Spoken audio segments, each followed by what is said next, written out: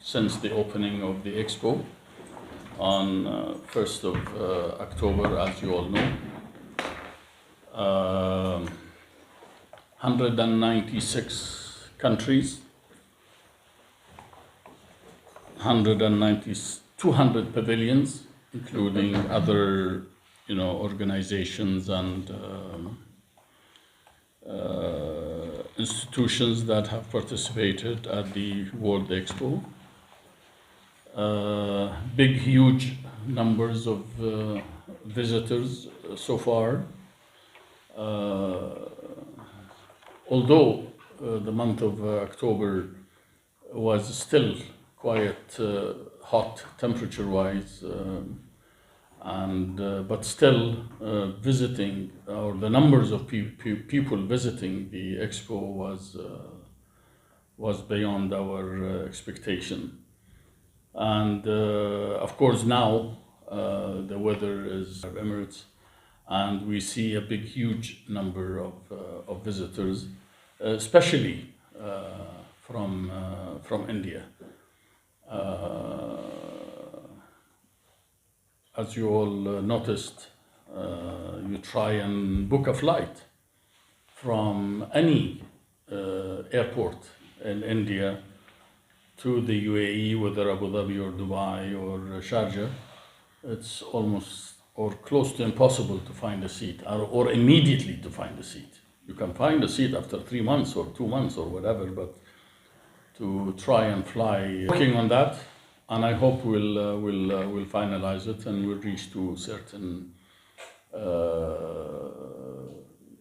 clarification from the Indian authorities. As you all know, the COVID-19 situation, and the different protocols that has been applied due to COVID-19 sometimes may be, a barrier for opening up. I'm sorry, I forgot to turn off my...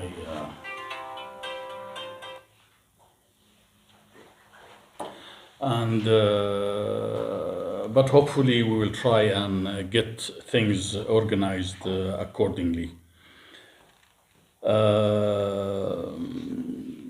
I attended the official opening of the Expo on 30th of September, and also I attended the official opening of the India Pavilion on 1st of October.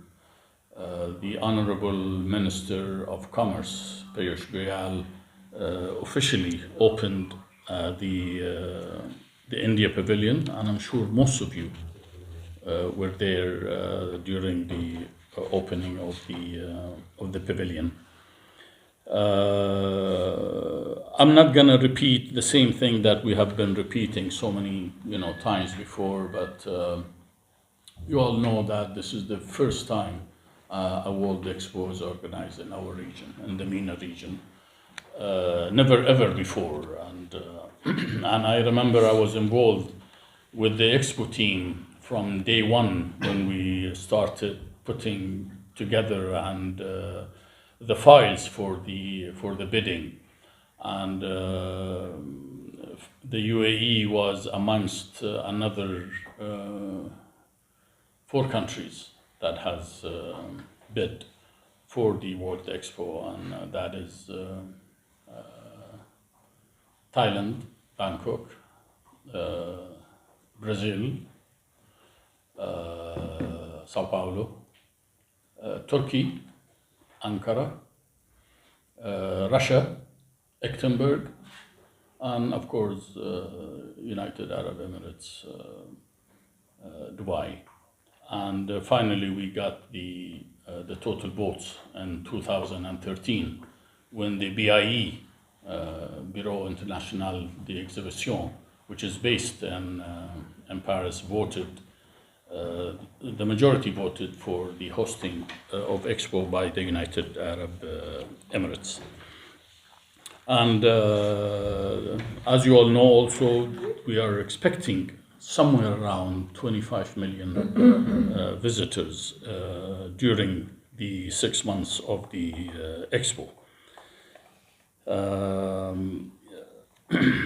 Aside from that, there are other type of facilities that the Expo has organized in terms of facilitating visitations of students from across the universities and across schools within the UAE, also from outside the United Arab Emirates. So we're expecting somewhere around more than 200,000 students visiting the Expo.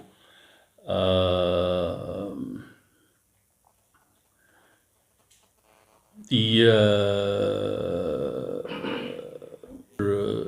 24th today and running till December 16th, visitors to the Dubai exhibition halls will be able to see two world-class players go head-to-head.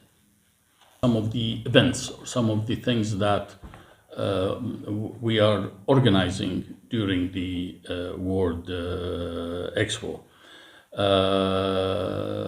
Magnus Carlsen from Norway, and the name is so hard, Ian Nepomniachtchi from Russia will start their games this week for about 2.25 million. What's the other one? The other one, the first one is Magnus Carlsen, and the second one is Ian Nepomniachtchi from Russia.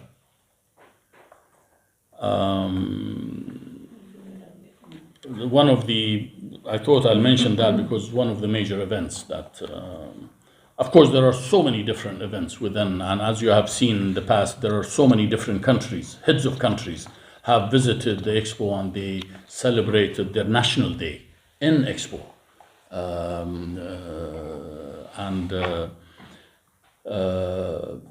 The last one, which I was, it happened that I was in the UAE and I attended, was the Brazilian National Day. The Brazilian president was on an official visit, and they celebrated the National Day of Brazil in Expo in the pavilion, Brazilian pavilion in the Expo.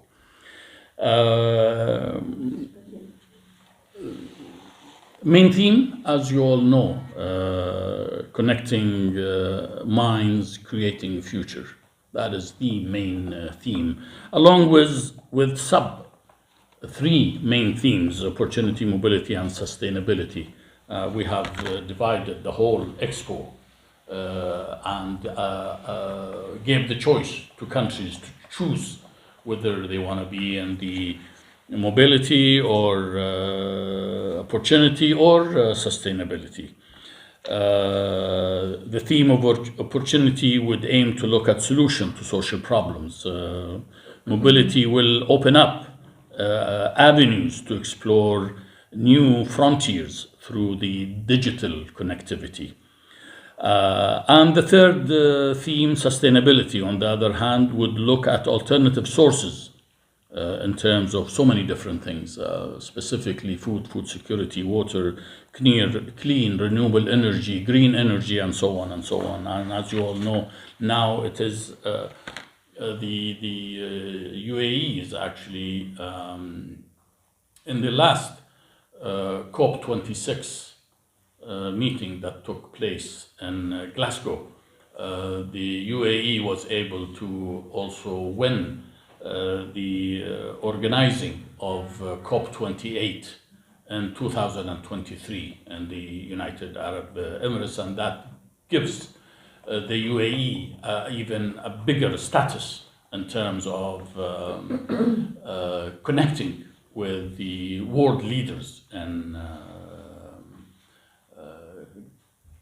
renewable energy and clean energy and what we call green hydrogen energy and so on.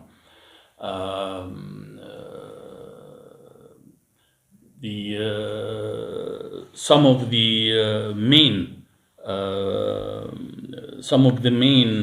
events that has been taken place during the World Expo, as you all know, just last week we had the air show, the Dubai Air Show. And also in Abu Dhabi, we had the Index, which is the defense air show. There was also the establishment of ADNOC, a fund called ADFD, inaugurated at the New Dubai International Airport, and Ministry of Happiness launching the artificial intelligence strategy, which was hosted also in Expo, and one of the major events. I'm just sharing for since the opening of Expo. The UAE is embarking on a journey of new milestones and accomplishment, particularly in the field of global scientific research and space exploration. The UAE has achieved excellence in harnessing space technology in the service of mankind. The launch of UAE Space Agency and sending first Arab spaceship to Mars, and now the Sheikh Mohammed bin Rashid Space Agency is working on sending a spaceship to the moon, and to the other side of the moon, to the dark side of the moon, which nobody has ever reached to. So there are plans and works on doing that. The UAE lately also, from their new strategy and the vision of in the next coming 50 years, we have created a program to attract brains, to attract scientists, doctors, students, attract many different categories of people into the UAE, and we have started a program by offering them what we call the golden visa and the silver visa. Golden visa is a 10-year visa for certain categories of individuals, and the silver visa also is a 5-year visa renewable for certain categories of individuals.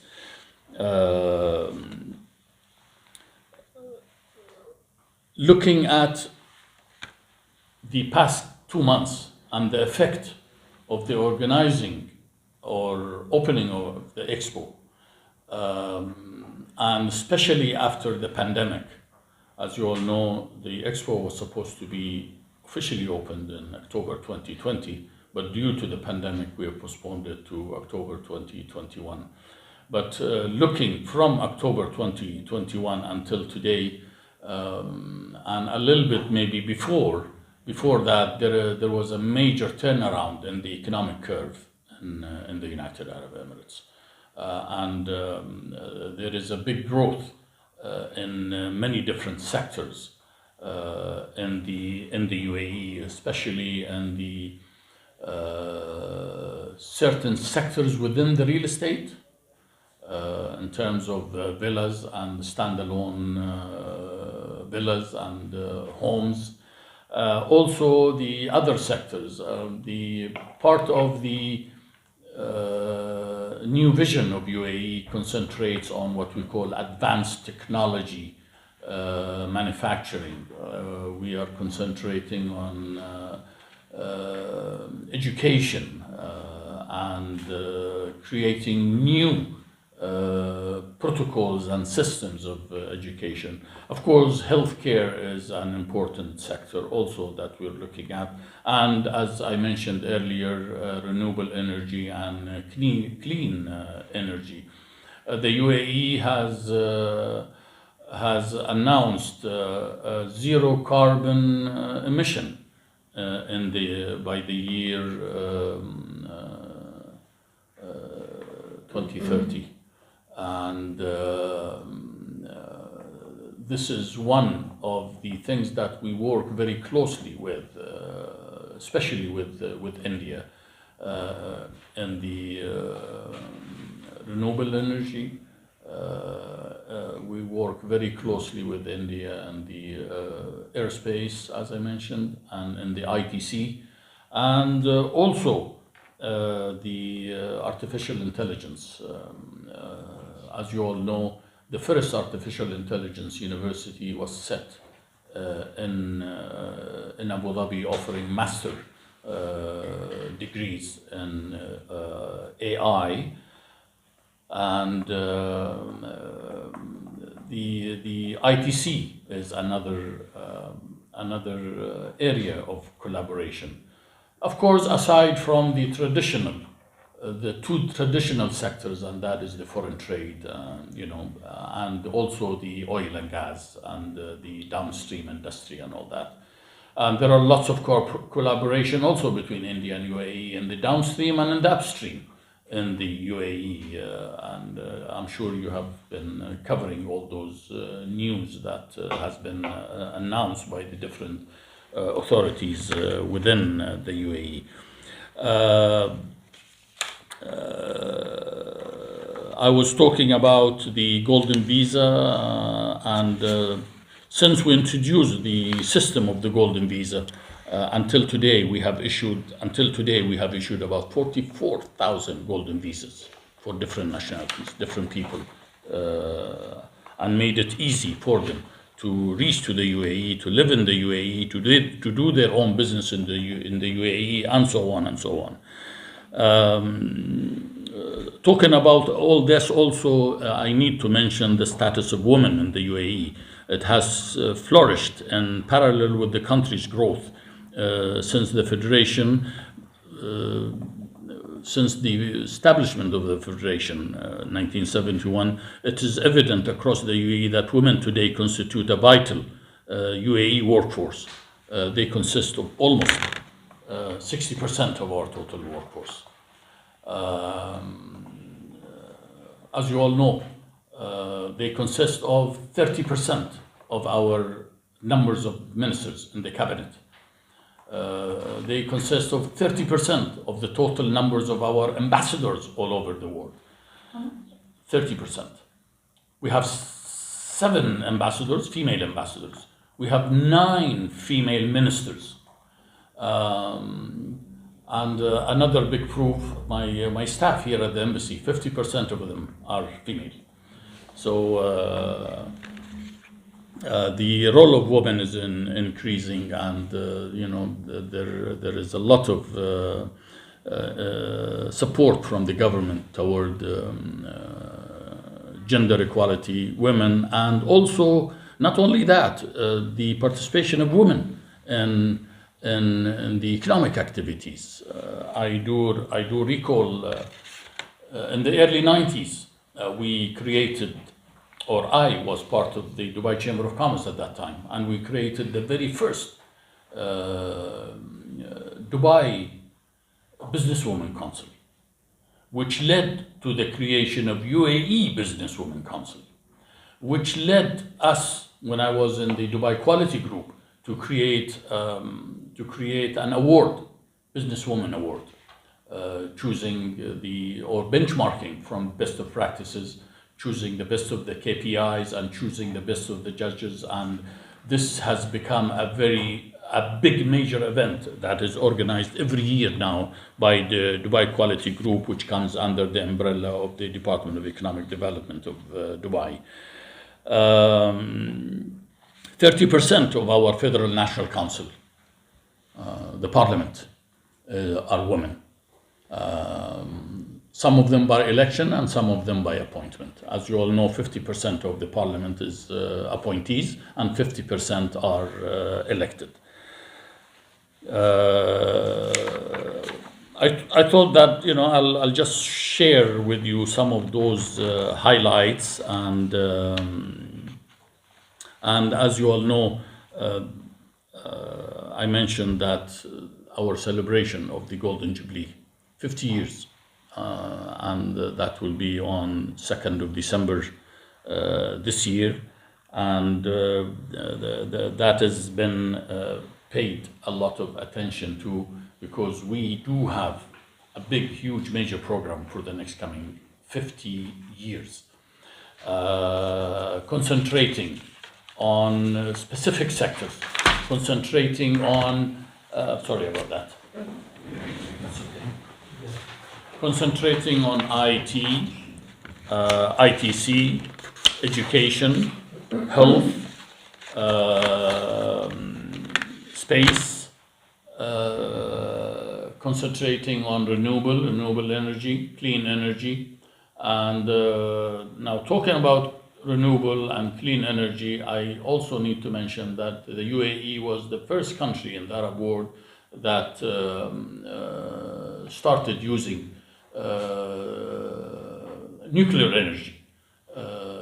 We have nuclear stations for peaceful usage, as you all know, and we have in Baraka the first phase and the second phase, and 30% of UAE electricity now is covered by nuclear power stations. That is situated in Baraka in Abu Dhabi. The pandemic has taught us a lot of lessons, and majority, I would say, good. Some in terms of some negativities within, but as you all know, the UAE was one of the very first countries, not only in the region but in the world, to be able to overcome the pandemic in a very scientific, in a way that now, if you look at our total cases, I'll give you just one example. Out of 222,000 tests yesterday, we had only 74 cases. So imagine, 224,000 people tested in one day, 74 positive. But then again, 74 positive, those people who have not been vaccinated. 90% of the total UAE population have been vaccinated fully, first and second dose, and some of them boosters. I have I've done the first booster, and then again second, and first and second. So I've had 5 doses so far. Oh. Anyways, we're very soon, hopefully. For the past week, as a matter of fact, for the past week, consecutive 7 days, no deaths at all out of COVID. And the numbers runs between 70, 60 daily, and it is decreasing. And hopefully very, very, very soon, we will go to what we call 0 cases. 0 new cases and 0 overall pandemic cases very soon in the United Arab Emirates. This is in general what I thought I will share with you. As you all know, also in the Indian Pavilion, there are weeks for each state, and it looks like the Indian Pavilion, looking at the numbers of visitors. I was talking to His Excellency the Ambassador of India to UAE, and I was talking to the Consul General. It looks like there are big, huge numbers of people visiting the UAE, the India Pavilion and the Expo, and it is rotating from one state to another, to another, to another. So things are rolling, and things are happening. The only thing that we are not suffering, but facing a little bit of challenges, I would say, the flights. And under air bubble agreement, we are restricted to carry certain numbers of passengers. As a matter of fact, our main carriers, they are carrying only 30% of their total capacities. Both Emirates Airline and Etihad are carrying 30% only from their entitlement, regular entitlement under the air service agreement. And that is what's affecting the traffic, and that is what's affecting actually the prices of tickets. If you want to fly business class from Delhi to Dubai, coming back, it will cost you now almost 2 lakh. That's too much, business class. In comparison to what it used to be, less than 1 lakh. It used to be 90 or 80,000, unfortunately. But that again, I do understand the situation. I do understand the limitation of people coming into India. But then again, India is thinking of opening up their skies and going back to what we call the air service agreement in comparison to what it is now, the air bubble agreement. But we hope that happens soon, because I am sure we will see double the amount of travelers between UAE and India if we get back to our normal air service agreement, and also if we revisit and look at the numbers of the capacities and to increase the numbers of the capacities in terms of the normal air service agreement. This is what I wanted to share with you, and I once again